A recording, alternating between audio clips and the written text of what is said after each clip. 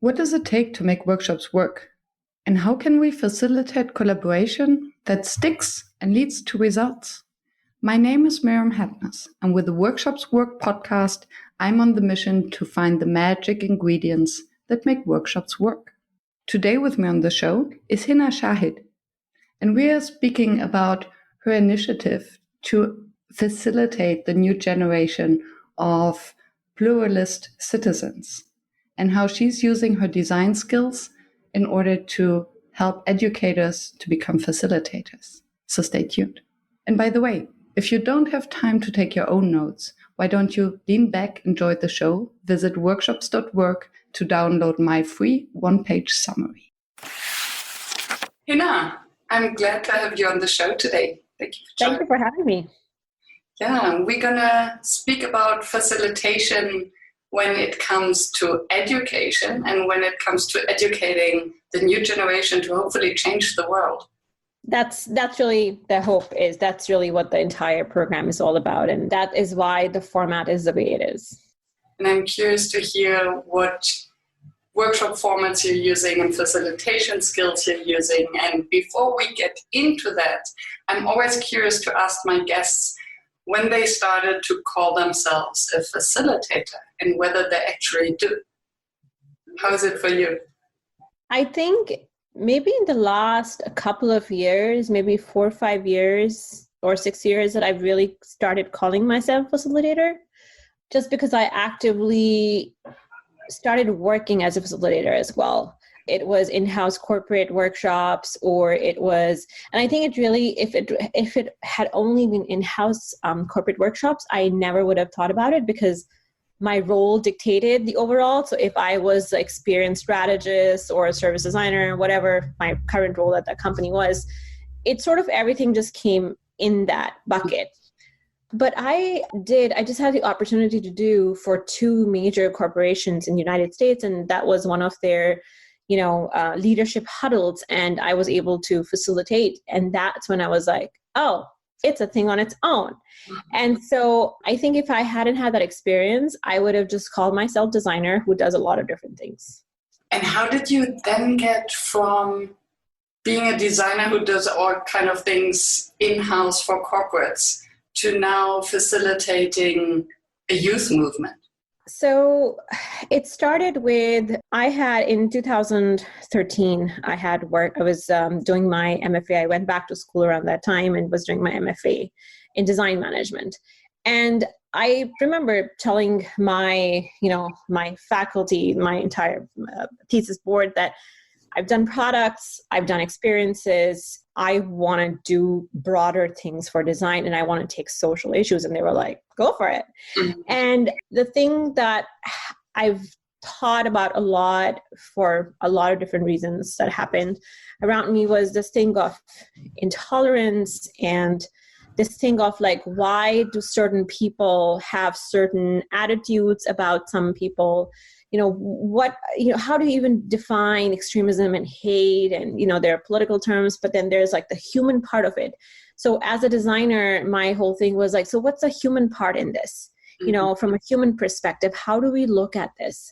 And so I had done a lot of research and I wrote my thesis, and, you go back to work, and then, the jobs that you find, and there's always this thing in the back of your head where, oh, I wish I could go work for United Nations, that's the place to go and do all of this. But then I thought, do I really need to? And I had been doing all this work in corporate world for a couple of years by then. And then I just wanted to take a break from that. And I thought this is 2018 when I started formalizing it. Very slowly. I still had a full-time job and I had a child. And so, but I was just feeling that there's so much more that I could do that I'm just not able to do in this current scenario. And I wanted to just pursue it full time.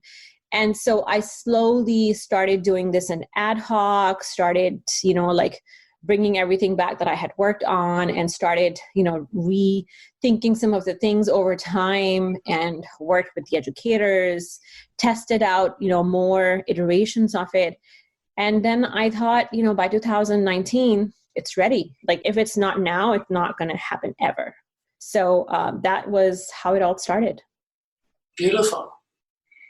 And so the aim of your, would you call it a movement, a corporation, a project, a mission? I would call it project, an initiative for sure. I mean, the hope is that it becomes a movement, right? But to start a movement, you give something a packaging or some sort of branding of what this thing is. It has to rise on the things that are happening in the society, which I think is the right time. But it takes time for things to take off. But I would definitely call it a project or an initiative at this point. And hopefully once a lot of these kids, when I have thousands of people that have gone through this program, I would say that it has created a movement. Great. Fingers crossed. And we'll learn more about that. But if I got it correctly from your website, the aim is to educate pluralist citizens. What does it actually mean? And how do you facilitate that? So the aim is to, I would say, cultivate pluralist citizens, right? Citizens are born, but they could be any type. And the whole point of Pluralist and what this entire program, Project Pluralist, as an initiative does is one part is awareness about hate and extremism, awareness about discrimination, that some of the behaviors or attitudes that we might have, we don't sometimes know that they might be discriminatory. In some ways, it's part of the social norm to have certain ideas, to say that this is the same ideas that become an ideology for a lot of hate groups. You're just, on a other end of the spectrum right now. So there's this one part. And then the second part is, okay, this is what not to do and how to think about it. But what should you do? What is that, what is our vision? What is the aspiration? And so the aspiration here is being a pluralist. And I had looked a lot about, so what is the antidote for extremism? Like, what is the, for intolerance or discrimination? Like, what is the other side? And it's not negating it, not having it doesn't make it. So there's a lot of conversation in the United States right now about racism and being a racist or being an anti-racist. Like, just the whole thing was like, don't be a racist, just be anti-racist. And my thing is like, it has to go away from racism completely. It has to be pluralist. And what it really means is there is no group in the world, either ethnic, racial, religious, nationality wise, whatever groupings that groupings that we have, like inherent groupings that we have as a group of people, you can never say one is better, one is superior than the other. And that's really the crux of what discrimination or prejudice and hate is. That, one identity group is supposedly lesser or one is more superior than the rest. And so you break down that idea by bringing this new vision to say, we're all different in our own different ways. Every group has its faults and every group has its assets. Mm-hmm. And the whole idea is how do all of different people with different point of views, different experiences, lived histories, cultures, how do we all still, come together as equals in our own terms? And so it's more of a vision, not just nationally, but also globally, to say once we understand that we are all different and we understand, but that differences are not bad. And difference doesn't mean that something else is lesser, and familiar is better. When you take that idea and you start applying it to everything, our interpersonal relationship, how we view other people, what we think about other people, it changes the whole thing. It brings about this whole idea of, fairness. Like, am I being fair? Maybe this person, this is not their first language. So this doesn't make me better if I speak English and the other person has broken English. Like we have to have fair understanding of where people come from. The other thing is like having empathy for other people, for other groups. So people who are very different like me, having the same sort of empathy for them as for somebody who is very much like me. And it makes all obviously total sense. And there are two things that come to my mind. One is the distinction between bias and discrimination, because I think they're two inherently different things. One is rather active, so I actively discriminate someone because I think that I'm superior for whatever reason.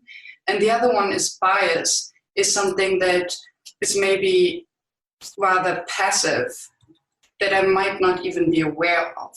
So how do you help then the youth in your project, in your initiative, to understand that and then act upon it? Yeah, so I define that, and when I work with them, I talk about bias as implicit and discrimination as explicit. And then with implicit, there's so much of that we sometimes don't even know ourselves. I mean, that's the whole point of implicit, right? But that implicit bias sometimes comes up, and that's where it defines as like microaggression. Sometimes there's a lot of talk about the microaggressions. I like to just use word as, interpersonal communication where we lack the awareness of like how our biases might come out in our conversations or in our interactions.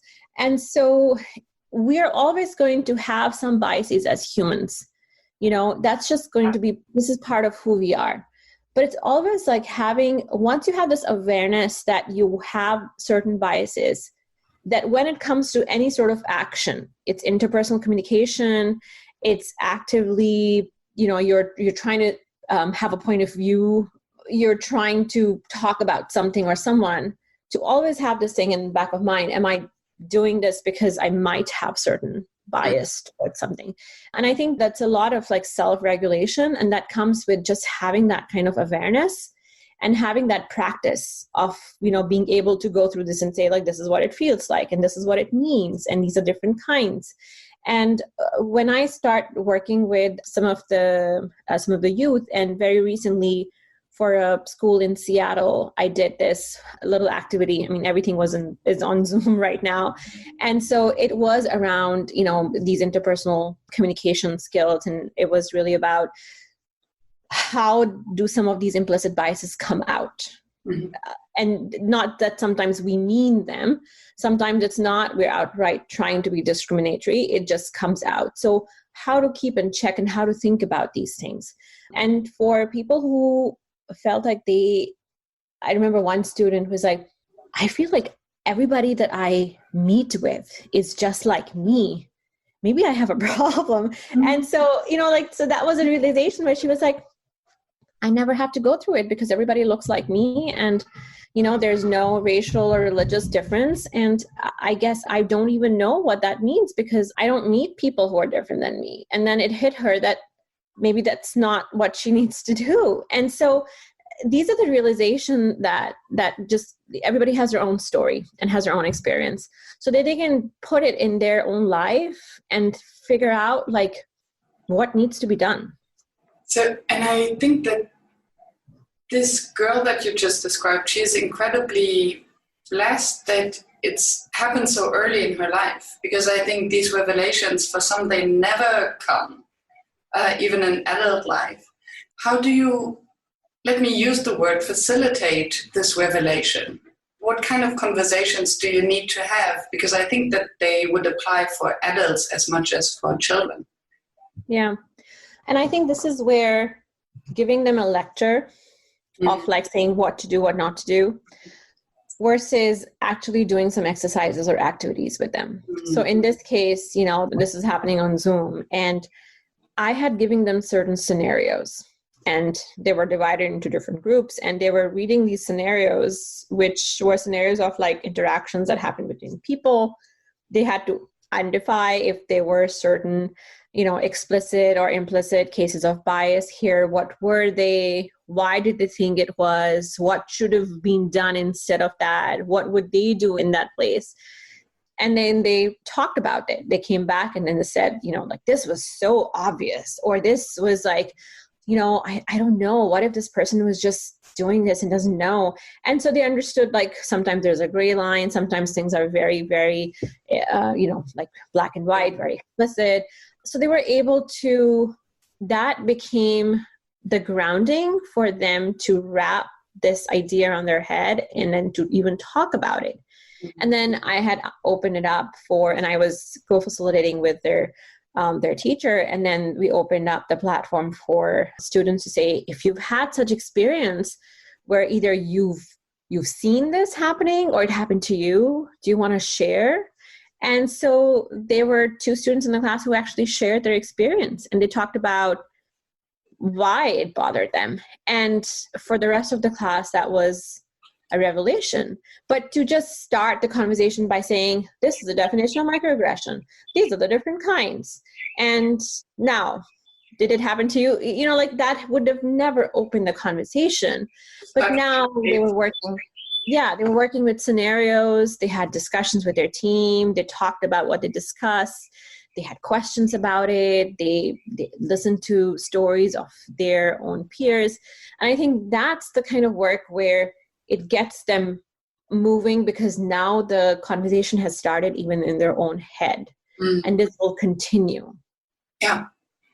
And one question that came to my mind when you mentioned that you co-facilitated it with an educator. And you mentioned before that it's not through lecturing what they have to do, but rather by showing and guiding them through it, through stories, cases, scenarios. How did you live the co-facilitation with an educator, and where do you see the frictions and maybe differences between education and facilitation? I think, so the way I do is I usually, because it's most of the times I go through very grassroots level. I go through schools as well, and, like having a conversation with school districts or having a conversation with principals. But I like to have discussions with the educators themselves, the teachers with themselves. Like it's because they're bringing them in their class. I don't want them to be told that they have to bring me. So once I had that conversation with them one-on-one, we talk about what I'm going to do. Everything is laid out, everything is explained to them. They might never have done something like that before. Some of them are mentally prepared. They want to do something like that because design thinking has been a big word, or at least in the last couple of years, it has been even in the education, K-12 education. And so they've had this thing of like, yeah, this is cool, I want to do it. But some of them might not know what to do. So I have to set the stage for that. And then it just happens because we don't rehearse or, it's all in the moment and it's happening right at that time. And so once I know that they're open to bringing me in the class, it opens a lot of doors. Then they just allow things to happen. I've never had a conversation where in the middle of this, they were like, I don't know why we're doing it. It has never happened. It possibly could happen in the future. I don't know. But so that's how I make sure that we're on the same page and, they're part of this whole thing. The second question that you had about friction was, I think this overall education system is more about, I'm going to tell you and you are going to listen, and then there's going to be a lot of rote learning, and then there are going to be tests. Mm-hmm. Some of the schools that I have gone to wanted their kids to do a lot more. They wanted, very experimental kind of thing, like just do it. If you're doing a science class, you do the project. You don't just sit there and write a paper or do all those things. They want people to do reading, just a little more, I would say, focused towards doing things and being in the class. But in some schools, it's very much about a class setting, where you're sitting and lectured. And one of the things that I've found is that as I scale, and this is what I've been working right now on, as I scale, it has to be less about teachers co-facilitating, and it has to be more about them completely prepared to facilitate solely on their own. So they take this toolkit and they're able to do it with, initial training. And then they're there and they're doing that. And that's like the scalable model. And for that, I have identified that there are skills that are needed. And those skills are facilitation skills. Some of the very good teachers who wanted their class to be less about grading and more about actual learning are already thinking like that. They already think of like, I'm going to facilitate learning. I am not shoving this down their throat, that this is not some push and pull mechanism. I just have to enable them. Like I'm an enabler. So the enabler part is already, for some of the teachers, it's part of their job is enabler. And so from enabler to being a facilitator, it's an easy shift. But again, not everybody thinks that way. And this is where the facilitation or the teaching the teacher is going to be it's going to play a very important role. And before asking for the skill set that you have defined that they would need to make this shift, I would also like to point at the mindset, because you mentioned that as a facilitator, especially in your sessions as you facilitate them or design them, they have to allow things to happen, as you said. And the way how I see teachers, and maybe I'm just out of school for too long, or I met the wrong teachers, is usually to be in control. And that was for me the first thing that I had to learn as I progressed as a facilitator, that the high art of facilitation is to not overdo, but to trust that they will do. So to have this presence to let things happen. So what is the mindset shift in the old school educators that need to happen in order to let things happen and let the students or children explore and find out for themselves?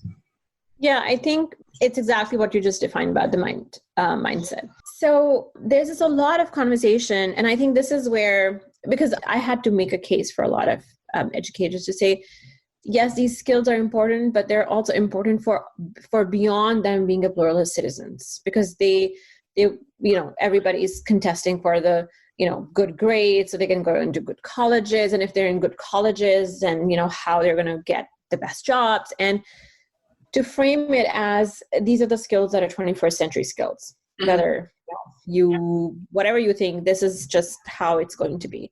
So these pluralist skills are the skills that they need for a very connected, diverse world. And so talking about that and then saying, and these skills are not something that can be taught by saying, do this. Mm-hmm. They have to be practiced. And with practice, it means the kids have to do it. So we have to provide them with, tools, exercises, activities, thinking, and give them space to practice this. And I think because of framing it that way, some of them get it even if they don't know how to do it. And so the how to do it part is something that is where I have to, this is where it's about how I teach them.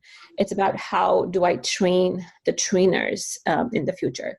The other thing that's happening a lot in US is this whole idea of emotional and project-based learning. There's a lot of books being written about it. A lot is being said. And for me, this learning comes naturally because, I've had design education for 8 years, right? So I did bachelor's, I did 2 masters, and this entire design training is all about, nobody tells you how to, you're told how you could do potentially things, but then everything is a studio approach. So when I took this thing and I was like, I'm going to use design approach, and they were like, what does that mean? And I was like, it's studio approach. They're going to do this by themselves and we're going to learn as they're going to do it. And they were like, emotional learning. And I was like, yes, I guess. Yeah, that is true. It is emotional learning. And so there is this in education, there is this thinking. But again, these are thinking that some people are going to have, and this is the overall trends, but how it trickles down and how many people actually do this in the day-to-day teaching doesn't always meet. But again, if somebody is bringing me in their class and wants to bring this, they also have the mindset to explore different possibilities, right? And I think that opens up now. There are going to be cases, and I'm hoping they're going to be in cases in future where some of the people are going to be like, don't need this education. I'm not about globalization. I'm like anti-global. And so I'm waiting for those interesting conversations to happen, because I feel like those school districts and those students would need it more than anybody else, because that means the mindset that has teaching them and the mindset that they live in is just going to be very, very different than what, I'm saying that they should be learning. And so it hasn't happened yet, but I hope it does happen very soon. So to come back to the skill set that you mentioned that you think that educators would need in order to facilitate these sessions themselves, what kind of skill set would you include into that? I think one of the biggest skill set would be having that enabler mindset. The second would be being somebody who is more of I think a lot of these things are one, mindset based, and in terms of the practice or the behavior, I think it's more of somebody who's able to take a lot of ambiguity, right? So is able to work with your students are just going to come up with going to work on weird projects and they'll have way of thinking. And it's just that you're just constantly at every point just enabling them, making them think more, think this direction, think that direction. So it's a combination of being able to work with ambiguity and having the skills to be an enabler, to push people in certain directions without saying this is what it is. I think those are the two more important things, because everything else sort of follows. So if you're an enabler, that means you're able to provide different directions, provide different perspective, different point of views. You're able to hold your judgment back. You're able to let them do things, right?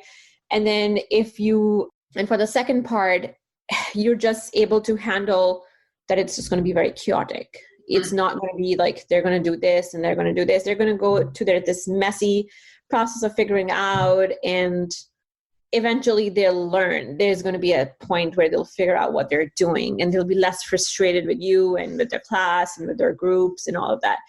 But just letting those things happen. So I think dealing with ambiguity and enabler, those are two key things. Makes total sense. Hi, this is Andrew. I'm a facilitator and head of customer success at Session Lab, the dynamic workshop planner tool. More than 30,000 facilitators, trainers, and coaches use our workshop planner tool and save time and effort in the design process.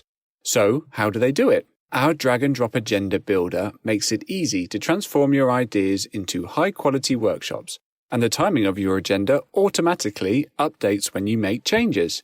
You can collaborate in real time with your colleagues and easily share professional-looking printouts with your clients. And if you need inspiration, you can check out our library of more than 500 activities and exercises and simply drag the ones you need right into your workshop agenda. So check out Session Lab to save time and effort in your workshop design process. And now get your first 2 months of Session Lab Pro absolutely free at sessionlab.com/workshopswork. When thinking of teaching students to have a more pluralistic view and thinking of the current times where, now I guess they're going slowly back to school, but in this remote world, there are all these filter bubbles we live in. So we only get the information that the algorithms believe that we are seeking. How would you help them to really, because this needs then an active approach to seek these opposing views? Because otherwise you just sit there, you screen your social media, and you have the impression that everyone agrees with you, just like the girl you mentioned before. In my world, everyone looks like me and everyone speaks like me. And I have the impression that in a remote world, this is even reinforced. It's an amplifier. If we don't seek it, we don't get in touch with someone who's different.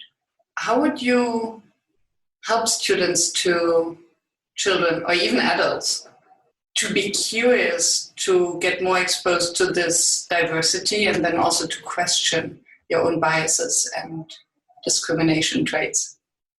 So one of the things and this has been my pitch for Resilience Toolkit, but it's been a little modification of what you just said. It's been about that the teenage and young adults are generally the biggest target for any sort of hate group, And it doesn't come as we are this and come. It comes through, especially now with technology, it comes through memes and some very soft polls where they don't even know what they're liking or sharing and what is it that they're doing, what it really means until they're very deep into it. And so the whole thing for premise for resilience toolkit is you can't stop these things from coming at them. So you need to build this shield, resilience in them, that when they're able to see these messages, they're able to say, no, this is not funny. This is hateful. This is not like a joke. This is very discriminatory. And so being able to figure out and have those filters to see the world in that way. And so that's one part of it. So the other part is when it's not actively those kind of messages, but it's just not knowing what you don't know. And I think in that regard, the whole program, and that's what my hope is. And I'm not sure that's the part where I'm still working on, because it's not that I have all the answers. I don't think that's ever going to be. One of the things that's built is like questioning things and understanding, and the idea of like learn and relearn.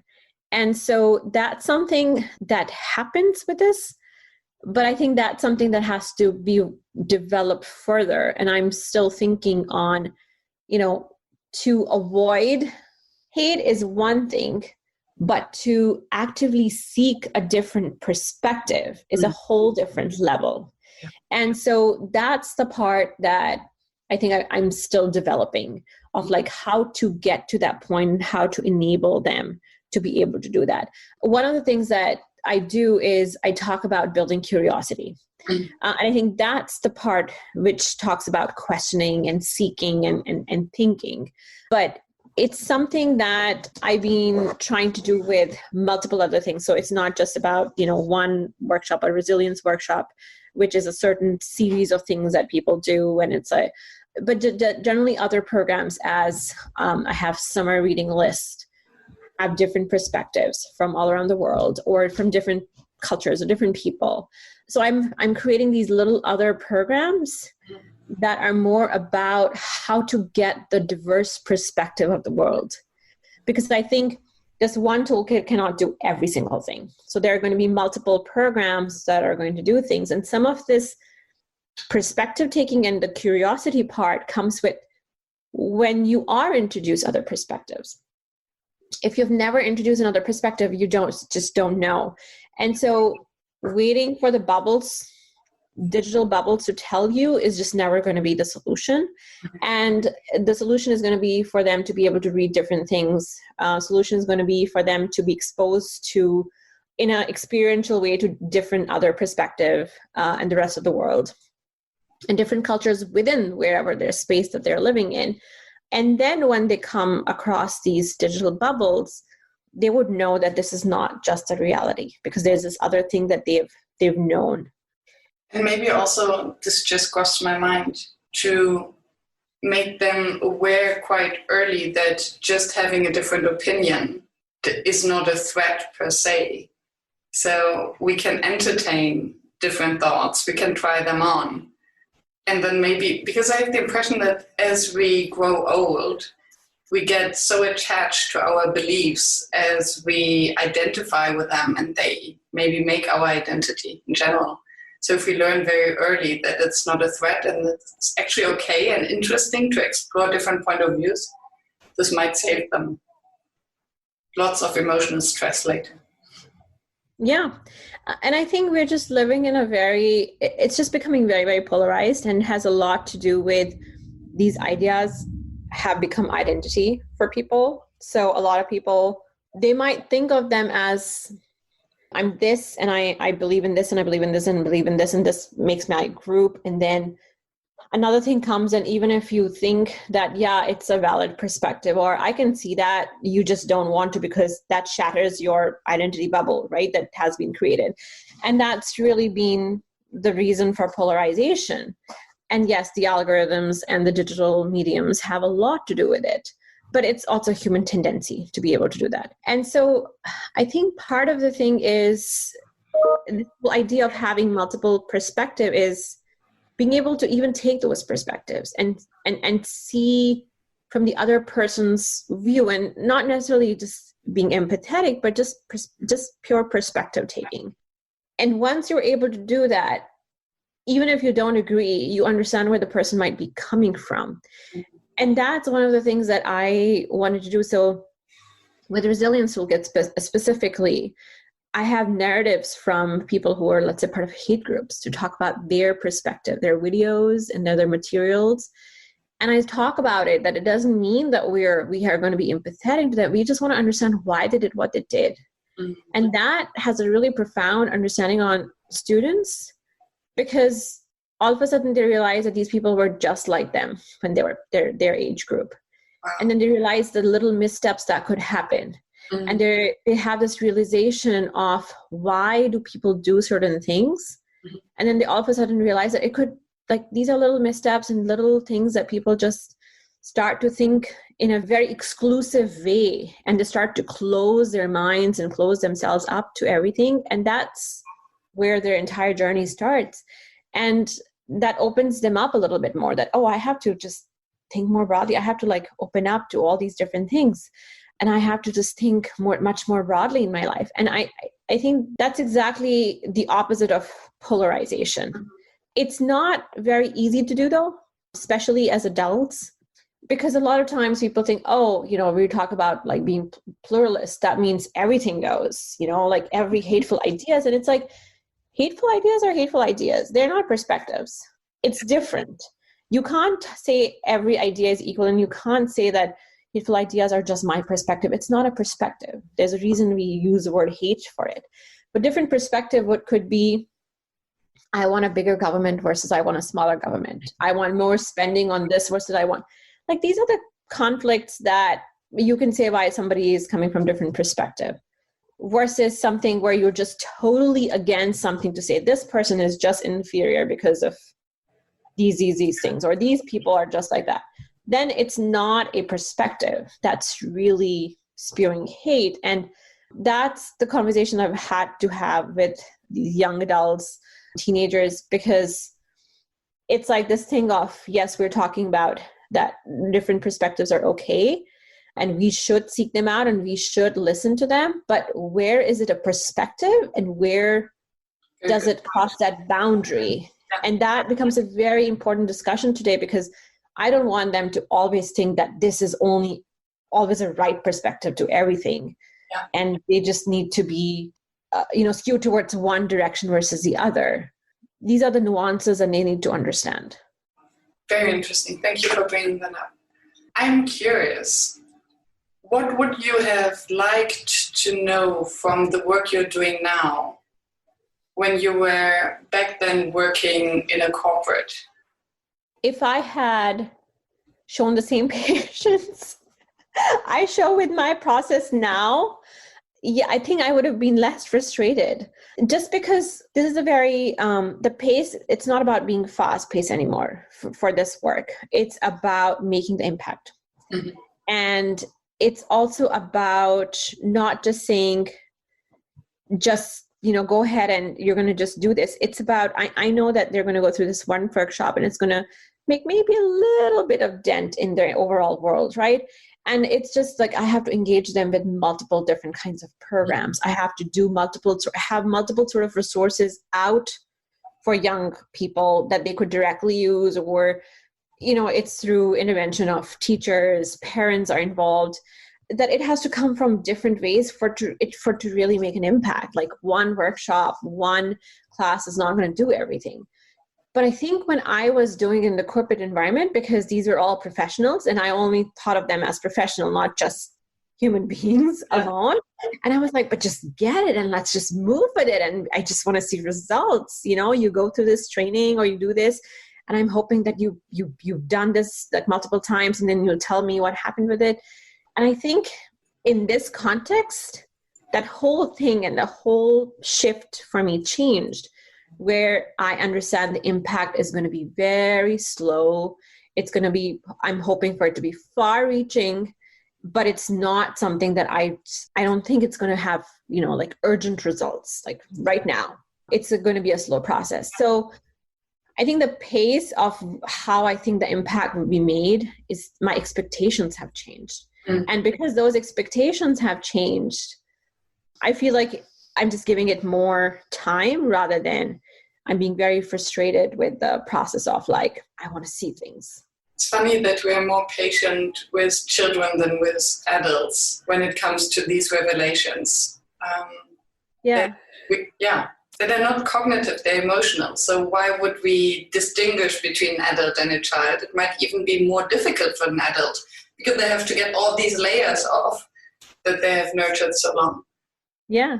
What do you think is it that adults or the corporate participants in a workshop could learn from your teenage participants? So the teenage participants, when I do things with college students, by that time, they know, they have filters. They know what to say. I can tell that the things that I know they should have been saying, but they know that that's not the right thing to say. And they want to be right about things. But when I started doing this with middle schoolers, they don't have those filters. So they will just say, yeah, you were saying everybody's equal, but my mom says da da da da da da da. And then it just all comes out. And you're like, I hope this conversation, like I remember like trying to get high schoolers and trying to get like college students to get to that point of like the different perspective that they might be hearing, around them in their homes or in their community, but they know like how to self-censor. But these middle schoolers would be just like, they're going to say it. And so the conversation gets very interesting because then you would say, yeah, but do you think that is the right approach? Do you think there's another way of thinking about some of those people or why they would do? And I think like it gets them start thinking about it that, oh, this, what I'm doing right now and what I hear, they're not just two different worlds. Like I have to make sense of them together. And without telling me that for me to tell like, oh, I think your mom didn't say the right thing. Like that's not something that I'm going to say. But I'm going to make them think about that what they're doing in the class and what they do in the world outside, that it all has to come together. And they have to take this thinking back home with them. And so I feel like that's something that adults could learn just to be themselves. But I can even see from 13, 14 to by the time they're 16, 17 to they're like 18, 19, they start to self-censor by that time. So if I'm working with people who are in their 40s and 50s and 30s, like there are layers and layers of like for them to say like, what should I not say? And especially when you're in this corporate environment, like you might be so frustrated and you might think this thing never works in my company. Like you could see it on their faces saying like, oh, why are we doing this? But they would just never say it out loud. But you have to read the body language at that time. And I think that's one of the cues and one of the skills that as a facilitator. But it's like really being very honest about things because then that's a real breakthrough. Yeah. It might seem that there's a lot of conflict, but there has to be that conflict when you're learning something new that's probably different perspective than what you know of. That's the whole point of doing this kind of work. But yeah, that's the most fascinating, interesting thing that I've seen. And I was like, oh, it would just make such a big difference. And what I hear while you described it is that children have these inner conflicts suddenly. And by resolving this inner conflict, they get the breakthrough, whereas adults rather focus on the outer conflict. And therefore, it's maybe more difficult also to get the breakthrough. Yeah, that's a really, really good framing. Yeah. I think it's a lot to do with adults. It's a lot to do with perceptions, like how am I being perceived in this environment in front of my peers and what I should and should not say and how I will come across. I think all of those external things, just getting past that, if you don't get past that, then you can't even you don't even internalize a lot of these things. What makes a workshop fail? I would say 3 things. And I actually thought a lot about this one because I was like, what does it? The first thing that came to mind was like people. Mm-hmm. And the reason I say people is the same thing that we just talked about, half-heartedness, where you don't think, you go in with this mindset of like, I don't think anything, nothing changes in this company. This is how we do things. This whole new thing is just, we're going to do it for 2 days and 3 days, and then we're going to go and live our everyday life. So that's one part of it. But the other part is And that's something that, as a facilitator, I can't change. But there are two other things that I could do that can fail the entire workshop, or that could bring this third component of people up as well and change them a little bit.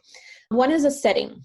So a lot of times I go into environments and they would have like schoolroom setting of like table and a chair, and you're like, this is a workshop, bring it all together, Or I would have to specifically say like, I need wall space to put things. And they were like, why? We don't stick anything on the wall. And you're like, bring an easel. Like, we can't do this work. We need spaces for people to be able to see, to project work and have conversations and have group huddles and all that. So I think the setting, the space, the place, having the right tools, if you're just giving them ballpoint pens versus Sharpies, and if you're just, like giving them, not having butcher paper versus you're just giving them like 8.5 by 11 sheets, like that's not going to get them anywhere. So those tools and space and planning of the space, all of that is a setting. And that's extremely, extremely important. The third part would be planning, meaning setting the goal. What are we doing? Why are we doing this? Setting the expectations. What do you get out of it? A lot of people do this thing and they feel like they're going to have something amazing and innovative. And they're just going to go back to their jobs and just start implementing it. And you're like, no, it takes a lot more work. This is to get you started into thinking in certain ways.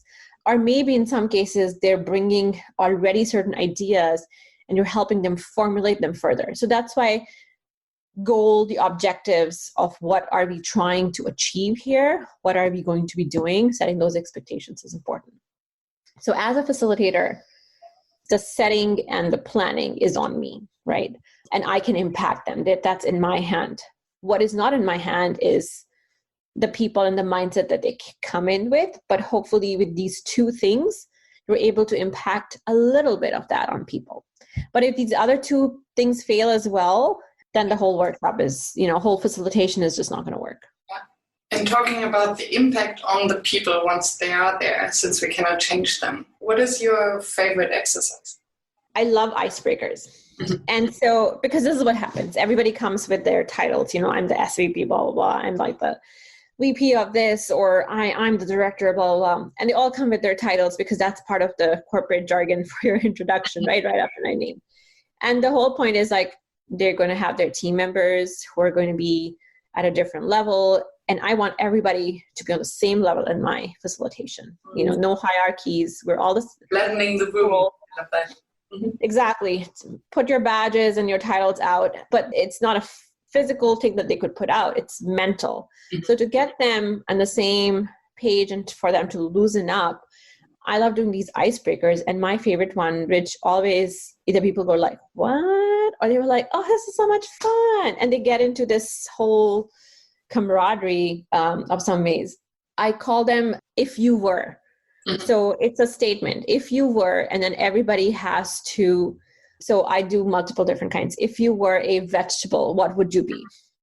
And then sometimes it's met with glares and sometimes it's just met with laughter. And then I ask them to draw it and then put them with their name, like put it on them. So like this, like it makes the whole fun of the situation, and all of a sudden it'll go away and that's your new badge, and it just frees people up. There's this mental freedom that happens. Then I sometimes change it to, if you were an animal, what would you be? And then I also ask why. Why are you saying that? So why do you want to be that? So somebody would say, oh, I would be a pepper because you have no idea how hot I could be, or somebody would say, I'm a cat. I'll purr all I want, but don't you come near me, and then the rest of the colleagues would be like, oh, now I get it. And so they start having this sort of a conversation, and it starts to free them a lot. Yeah. And I can see that also you allow them to expose something personal, so they can be human by being non-human, by being a vegetable or a cat. And also what I like about the cat example that you just mentioned is that it reveals the different perceptions and takes away the assumptions. So, this is how you see a cat. Maybe I see a cat differently. I want to be a cat because I want to all day just sit on someone's lap and be cuddled. It's a totally different cat. Yeah. And I think it also opens them up to see their colleagues in a different light. And that's very refreshing because, once they leave the room, once this whole thing is done, they might go back to their set roles and all that. But for that time being, they're just seeing them in a different light. And I think that's very important for them everybody to feel equal, and everybody needs to feel as a team coming together to do certain things. Yeah. It's so funny how I have the impression the community of facilitators, they can almost be separated in those who love icebreakers and those who hate icebreakers. But there's nobody is kind of neutral about icebreakers. Yeah. That's true. I've met people who'll be like, oh, I just cringe at it. And I'm like, that's the whole point. You make them cringe and it makes them laugh and it makes them free up. And the whole point is just to like free people of whatever their mental burdens are and their like stodgy roles are. You want to just break all of that. Yeah, totally agree. I cannot believe that we are already speaking for an hour. I know. I just looked at time. I was like, time was just flying. So if someone, for a reason that I don't understand, but fell asleep after minute 1, just woke up and thinks, oh my goodness, I don't have time to listen to the entire show again, what would you like them to keep in mind or to remember? Anything when we talk about working for society, either as facilitators, designers, researchers, whatever your role is, it is going to be a slow and long process with a lot of iterations and a lot of understanding as things unfold and as you go through your process.